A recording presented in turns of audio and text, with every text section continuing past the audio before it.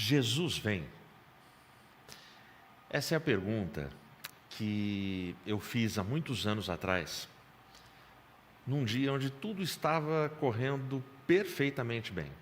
Nós estávamos na casa dos meus pais, lá em Barão Geraldo. Eles moravam na cidade universitária, para aqueles que conhecem aqui a região de Campinas. E a gente passou ali um dia de festa. Era um domingo. Nós tivemos comemoração de aniversário de familiares. E a gente teve ali toda a família e alguns poucos amigos que foram chamados para estarem ali naquele dia com a gente. Era uma época que nós não tínhamos os celulares poderosos que nós temos hoje, com essa capacidade de câmeras, tanto na fotografia quanto na filmagem.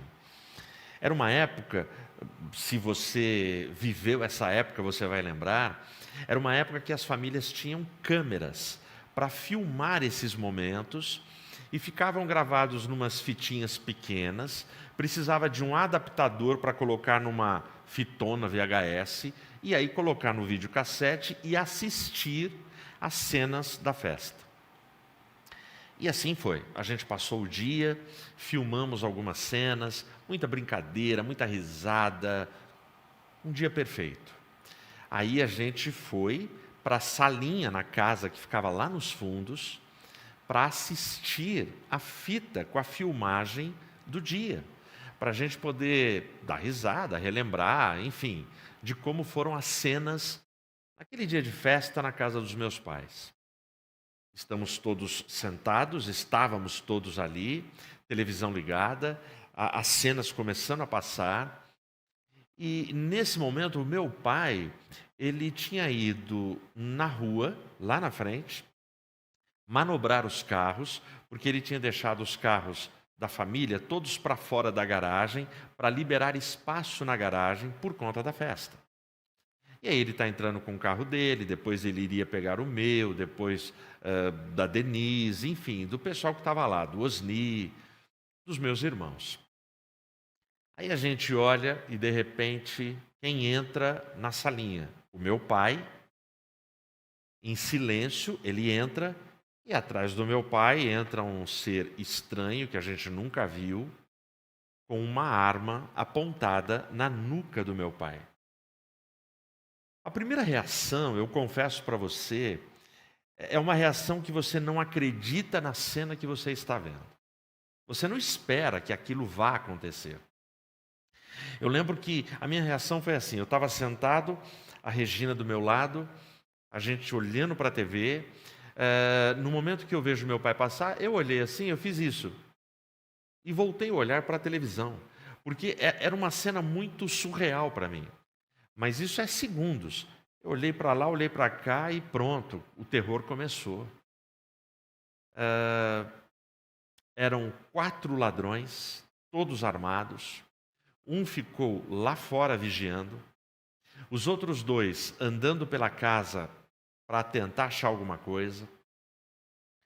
E este ladrão vigiando a gente, a família toda, naquele quartinho. E com a arma apontada para a gente. E perguntando onde estão as joias, onde estão os dólares, onde está o dinheiro. E nós não tínhamos nem dinheiro, nem joias e nem dólares. Eu estou rindo porque eu estou lembrando, mas no dia eu só chorava, desespero. Aquele dia eu soube o que é sentir medo.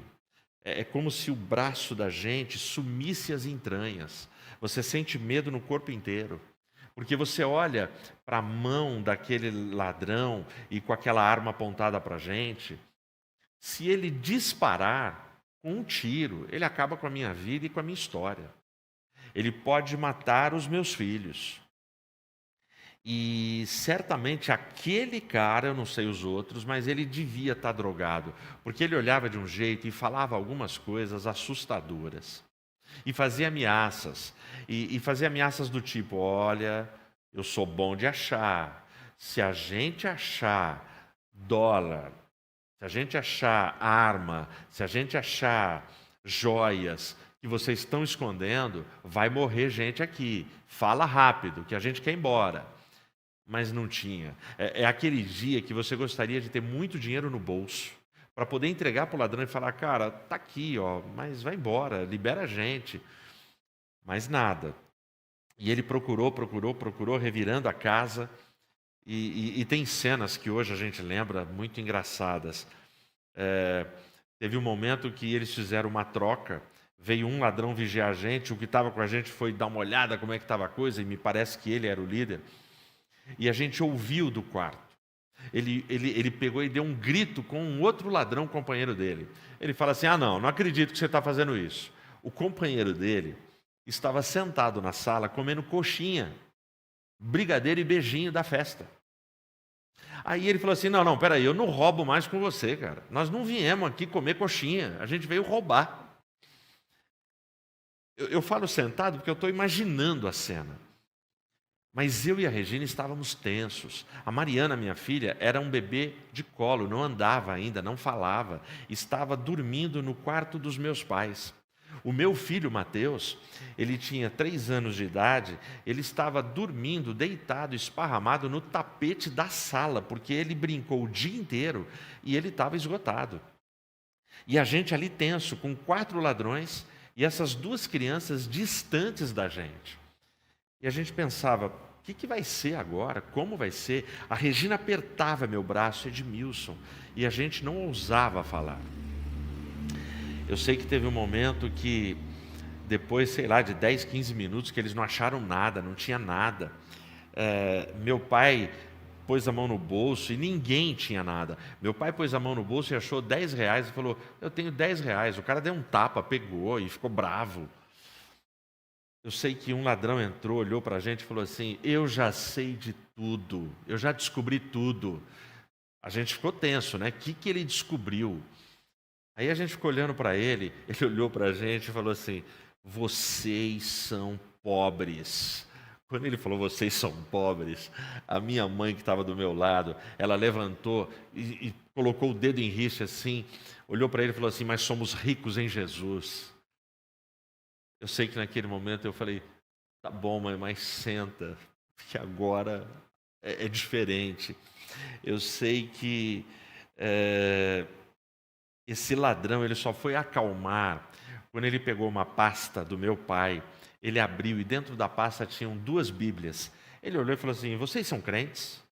Aí nós falamos, somos. E fui eu que respondi, eu falei, meu pai é pastor. Aí ele olhou para a gente e falou assim, se acalmem, não vai acontecer nada com vocês. Se tem alguém que vai sair daqui prejudicado, este alguém somos nós. Eu sei que daí para frente ele nos tratou com um pouco mais de educação. Não é difícil deduzir que esses ladrões, ou pelo menos esse, ele era de família evangélica. Esse deve ser aquele rapaz que tem uma mãezinha, que todo final de semana está na igreja com o joelho dobrado, orando e clamando pela vida dele. Eu diria para você que esse foi um dia que no desespero e no medo, mas muito medo, que eu perguntava nos meus pensamentos, nas minhas orações silenciosas, enquanto o drama acontecia, Jesus vem. Jesus virá em meu socorro. Jesus vai me ajudar nesse momento. Será que Jesus vai interferir no que está acontecendo aqui? Eu pude perceber que Jesus veio no momento que o ladrão olhou as Bíblias na pasta do meu pai. O Evangelho de João diz que no princípio era o Verbo. Jesus, ele é a palavra. E esse livro, a palavra de Deus, é um livro vivo. Essa é a única palavra viva. É o único livro que a gente lê tendo a presença do autor com a gente. Eu já escrevi alguns livros. Tem gente que conhece os meus textos, mas não me conhece. Nunca esteve comigo pessoalmente. E olha que eu sou um autor anônimo, eu não sou um autor famoso. Mas a Bíblia não. A Bíblia, nesses milênios, Todas as pessoas que leem esse texto, o autor está presente, está junto e está agindo em cada palavra.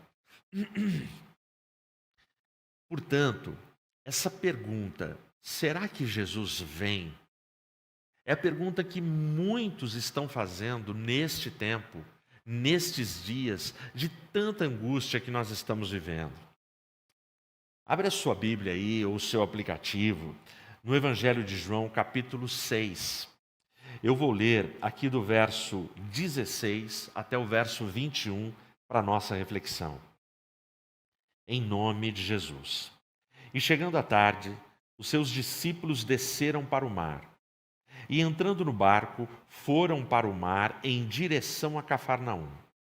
E já era escuro, e Jesus ainda não tinha vindo até eles.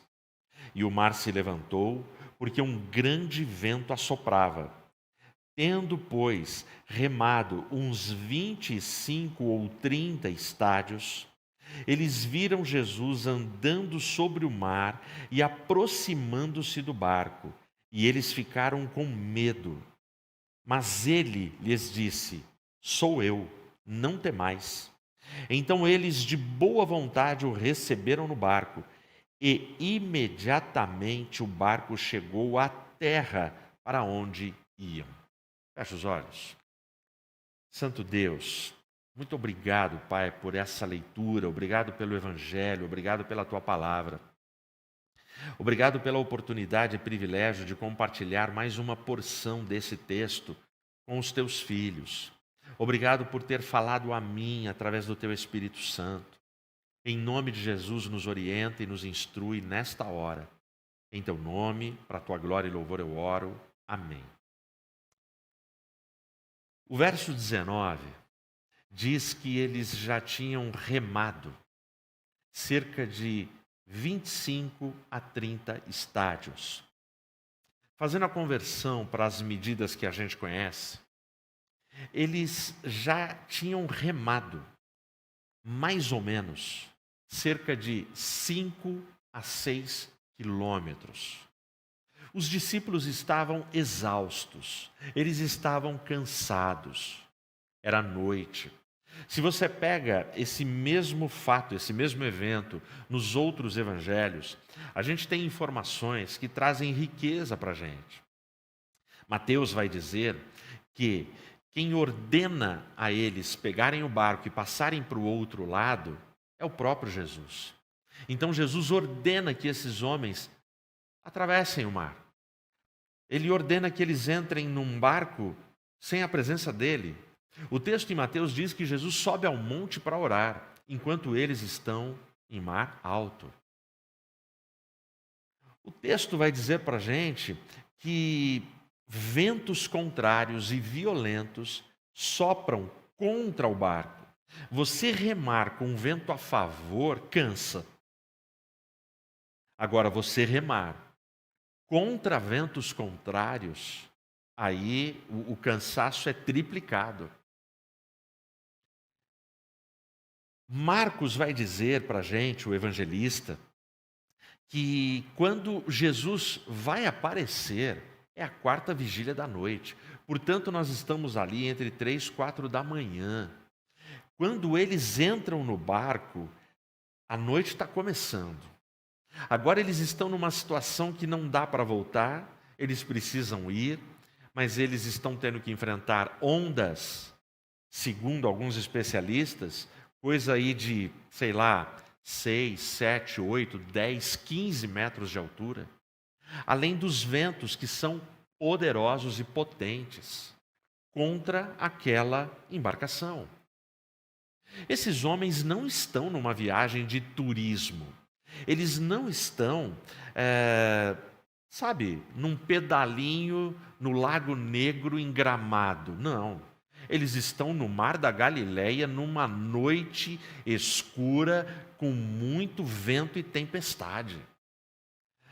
O barco deles não é um navio, não é um iate desses que os multimilionários têm. Não. A embarcação deles é um barco simples, sem nenhuma tecnologia. Eu estive esses dias visitando a caravela que fica aqui na Lagoa do Taquaral, em Campinas. É um ponto turístico aqui da nossa cidade. Essa caravela ela é muito interessante porque ela é uma réplica da caravela que trouxe Pedro Álvares Cabral aqui para o Brasil. Agora, olha só. Essa caravela, ela realmente está muito próxima do que a gente entende e vê pelas imagens que são reproduzidas da caravela de Cabral. Agora,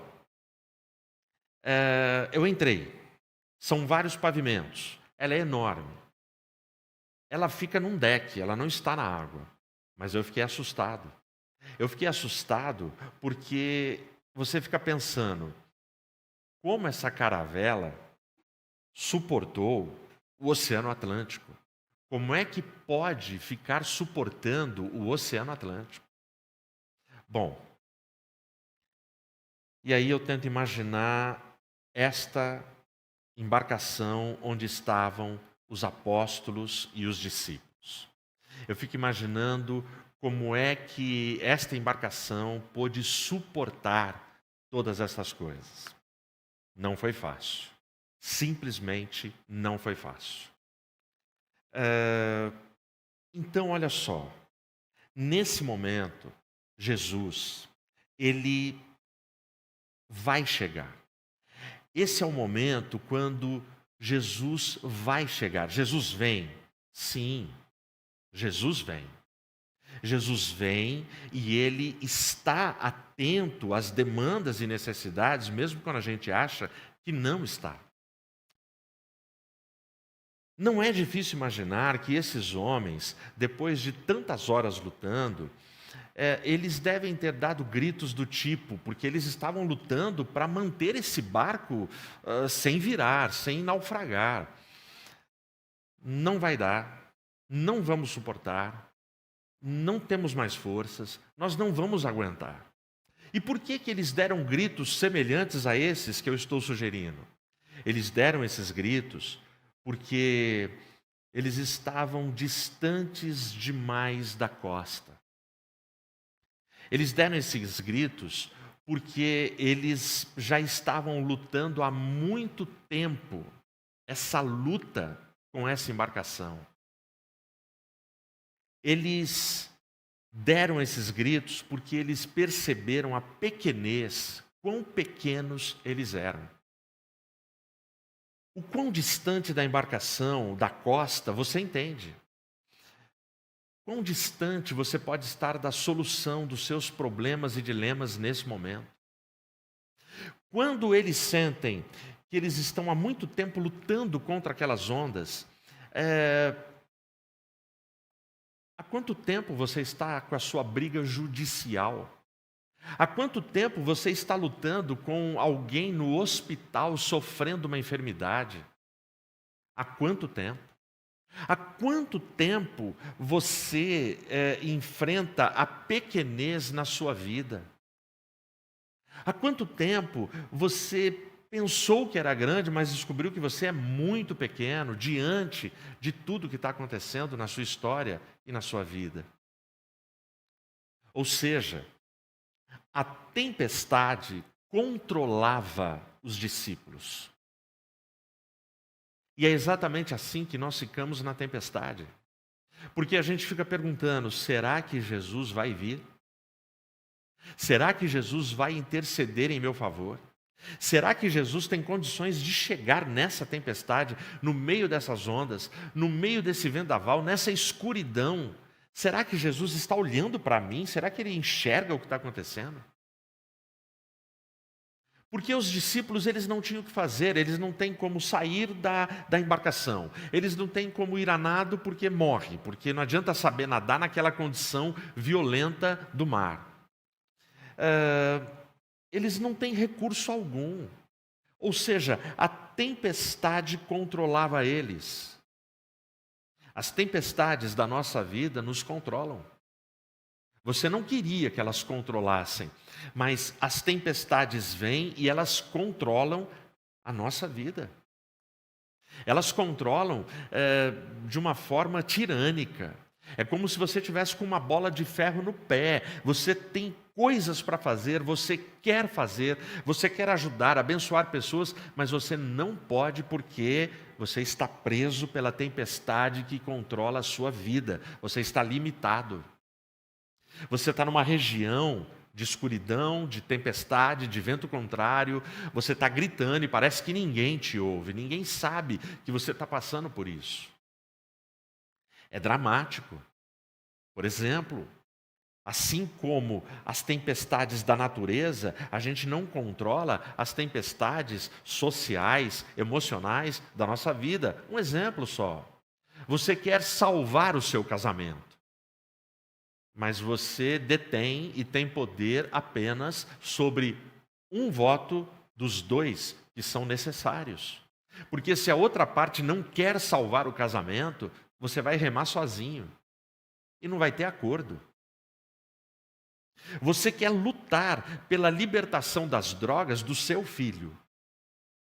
Mas se o seu filho só se atolar nas drogas e ele não colaborar, ele não ajudar, ele não aceitar a internação numa clínica de recuperação, veja, você luta, mas a tempestade te controla. Você não bebe, mas tem um alcoólatra dentro de casa, é problema para a família inteira. Percebe? Portanto, a tempestade naquele momento controlava os apóstolos. Até que Jesus vem. Jesus vem, e o texto diz aqui no Evangelho de João, que quando eles veem Jesus, o texto diz que eles ficam atemorizados, eles sentem medo. E diante do medo que eles sentem, Jesus simplesmente proclama: sou eu, não tenham medo. Essa é a única coisa que você precisa ouvir na hora dos seus medos. Porque se os discípulos estavam com medo, Jesus estava com poder. Se eles têm medo, Jesus tem poder. Se você tem medo, Jesus tem poder. Quando ele diz, eu sou, é a expressão mais linda e suficiente que a Bíblia traz para a gente sobre o nome impronunciável de Yahvé. O eu sou, não tenham medo. Mas será que Jesus é capaz de resolver esse meu problema insolúvel e que há tanto tempo eu estou lutando e que não tem mais jeito? Ele responde para você: eu sou, sou eu, não temas, não tenham medo. Esse é o nome que é suficiente para a sua vida, para a sua história, para a sua jornada nesse planeta. Ah, pastor Ed, mas isso é história da Bíblia. Isso é acontecimento da Bíblia. Essa história aí do barco, do vendaval, do barco que podia virar, dos discípulos, é coisa de 2000 anos atrás, não tem nem como provar. Isso é coisa da Bíblia. Está certo. Em partes você está certo. É coisa da Bíblia. Mas deixa eu te contar uma história que não é da Bíblia. Está fora da Bíblia. Mas tem a interferência direta do Deus da Bíblia. Essa história que eu vou te contar aconteceu há 15 anos atrás. Aconteceu em abril de 2008. Se eu não me engano, 22 de abril. O nome da mulher que é a personagem principal dessa história, Catherine Wolf. K-A-T-H-I-R-I-N-E-W-O-L-F. Catherine Wolf. Essa mulher, nesse dia, ela teve um AVC severo. Ela foi atacada. Ela foi assim, ela teve a sua vida mudada de ponta cabeça. Esse AVC severo não tirou a vida dela, mas fez com que ela perdesse a capacidade de andar. Fez com que ela só conseguisse pronunciar a fala, a voz, com muita dificuldade, com muita confusão e alterando todos os tons, os ritmos, os fonemas, a forma dela falar. Abalou completamente. E tirou dela a capacidade de se autocuidar. A partir dali, ela precisaria de gente cuidando dela, dando banho nela, alimentando ela. Catherine Wolfe. Essa mulher, ela passou por 11 cirurgias, além de uma série de tratamentos, idas e vindas a clínicas, hospitais, laboratórios, tentando resgatar a sua saúde e a sua cura. Ela não conseguiu. Ela só foi piorando, piorando, piorando. Ou seja, a tempestade da vida dessa mulher, os ventos contrários, foram extremamente violentos e fortes na vida dela. Bom, ela conta que o grande dia de desespero dela foi num dia que ela estava na casa dela e ela olhava da sala, olhava para o quintal e ela via o seu marido, Jay, com as suas irmãs, todos eles brincando de roda com o seu filhinho, James, e eles pulavam, rodavam, davam altas risadas, jogavam o garotinho para o alto, pegavam no colo, balançavam. E ao ver aquela cena, com muito esforço, porque a sua cabeça ela ainda não conseguia equilibrar no pescoço por causa do AVC, ela conta que ela entrou em desespero. Ela começou a chorar. E aí ela falou com Deus. Ela disse mais ou menos assim: Senhor, eu sou um erro. A minha vida é um erro. Eu nem deveria existir. Senhor, eu não suporto mais viver a vida que eu estou vivendo. Eu deveria ter morrido no dia que eu tive o AVC. Eu não estaria sofrendo e não faria as pessoas que eu amo sofrerem. Senhor, não dá mais. Não dá mais para continuar, eu me rendo, eu sou um erro, eu entrego a minha vida, eu não quero mais viver. Ela conta que ela começou a fazer uma oração de adeus, uma oração de final de vida. Mas ela diz que, naquele dia, enquanto ela orava, teve a viradinha de chave na vida dela. Naquele dia, foi o momento que Jesus veio. Naquele momento, ela diz que o Espírito Santo invadiu os seus pensamentos, o seu coração de uma forma como ela nunca tinha sentido na vida. E ela conta que ela ouviu a voz do Espírito, a voz de Cristo, dizendo a ela: não, você não é um erro. Eu sei o porquê de tudo estar acontecendo com você. Eu sei para quais propósitos tudo isso está acontecendo. Eu sei o que será a sua vida nos próximos anos. Eu sei qual é a sua missão. Portanto, espere e continue crendo. Ela diz que depois de ser invadida por essa manifestação sobrenatural, como ela nunca tinha tido na vida, a vida dela mudou, a visão dela mudou, a esperança voltou, a fé voltou. Ela entende que naquele momento tudo continuava escuro, as ondas continuavam fortes e violentas, o barco continuava com risco de virar, só que Jesus veio e Jesus entrou no barco com ela. Agora ela tinha certeza de que Cristo estava na embarcação com ela e daria para ir rumo ao seu destino e à sua missão. Hoje, Catherine Wolfe, ela ministra, ela dá palestras, a cabeça dela ela já equilibra, o rosto dela foi deformado por causa do AVC. Ela era modelo californiana, lindíssima. Eu vi foto e filmagem dela. E ela foi transformada numa mulher, num ser humano preso a uma cadeira de rodas. Só que agora ela ministra, dá palestras, vai em muitas igrejas, colégios, faculdades. Ela e o belíssimo marido dela, que não a abandonou, antes a ama ainda mais. E os dois têm feito um trabalho assim maravilhoso por todo os Estados Unidos. Se você digitar o nome dela no YouTube, você vai encontrar filmagens, não tem legenda, mas mais ou menos dá para entender.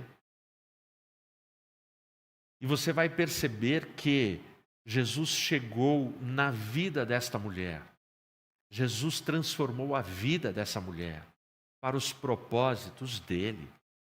E ela conta que ela nunca foi tão feliz em Cristo e na vida dela como ela tem sido hoje. Que hoje, apesar da cadeira de rodas, apesar das limitações que ela continua tendo na sua condição física, ela entende que o seu corpo é só uma roupa. É só uma roupa, mas que na sua alma, no seu espírito, no seu interior, ela se sente muito melhor do que ela era. E ela sente a vida dela muito mais útil, muito mais edificante e com muito mais sentido do que tinha anteriormente ao AVC. Por quê? Porque Cristo veio e Cristo deu um novo sentido para a vida dela. Eu termino aqui com você dizendo para você o seguinte: está difícil sustentar o barco diante das ondas que aí estão? Fique firme, não perca as esperanças, porque se Jesus vem, e Ele vem, em algum momento Ele vem porque Ele não abandona os seus filhos, Ele entra no seu barco, e esse barco, apesar das ondas, chegará e irá ao seu destino e cumprirá a sua missão. Eu termino dizendo para você que quando Jesus ele vem, antes mesmo de você ter tempo de enxugar a água no seu rosto das tempestades, as lágrimas que você derrama, antes de você enxugar, a bênção já estará no seu barco. Eu sei que tem gente chorando agora. Eu sei que tem gente na sua casa, na sua luta, no seu dia a dia, desesperada, gente apavorada com o que será amanhã, pelos problemas, desafios e lutas intransponíveis que você está enfrentando. Mas acredite, Jesus vem. Ele está olhando por você. E Ele vai te ajudar a chegar em Porto Seguro. Que Deus te abençoe, que Deus te guarde. Amém.